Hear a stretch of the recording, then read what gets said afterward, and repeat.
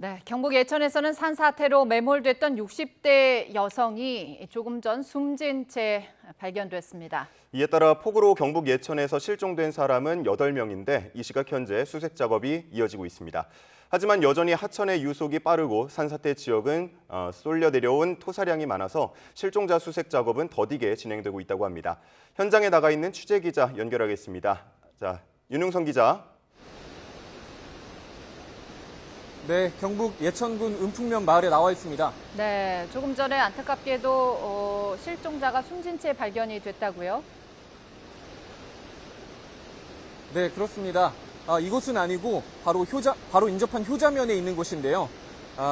제 뒤로 보이는 곳부터 소식 전해드리겠습니다. 제 뒤로 보이는 도로가 마을 주민들이 주로 다니는 출입로입니다. 도로 한쪽이 완전히 무너졌고 전봇대까지 하천에 빠졌습니다.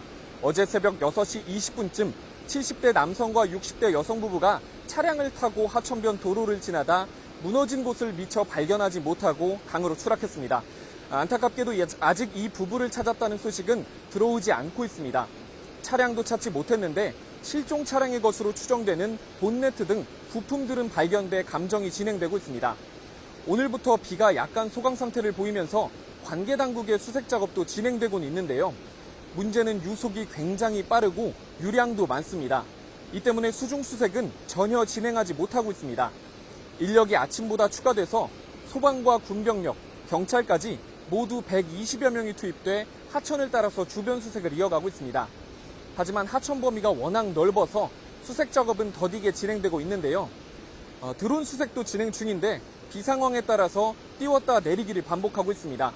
이곳 은풍면을 비롯해 물에 휩쓸려가 실종된 5명의 수색 작업이 하천변을 중심으로 이뤄지고 있습니다.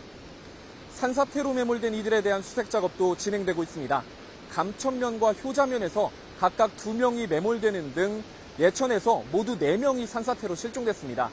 오후 3시 50분쯤 효자면에서 남편과 함께 매몰됐던 60대 여성은 인근에서 숨진 채 발견됐습니다.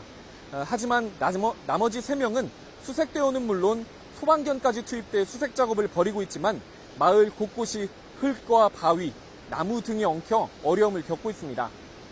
소방 등 관계당국은 오늘 하루 5곳의 수색 지역에 인력 530여 명, 소방견 10마리, 드론 9개 등 최대한의 인력과 장비를 투입해 수색 작업을 벌이고 있습니다. 최대한 빠르게 실종자 수색 작업을 마친다는 계획이지만 문제는 비가 끝나지 않았다는 겁니다. 기상청은 대구와 경북에 내일 모레까지 100에서 250mm, 최대 300mm 넘는 비가 더 내릴 거로 예보했습니다. 산사태와 범람 등 추가 피해가 발생할 수 있는 상황입니다. 또 낙동강 곳곳에 홍수특보가 내려져 있는 만큼 위험 지역에서는 선제적으로 대피하는 등 안전에 주의가 필요합니다. 지금까지 경북 예천에서 YTN 윤웅성입니다.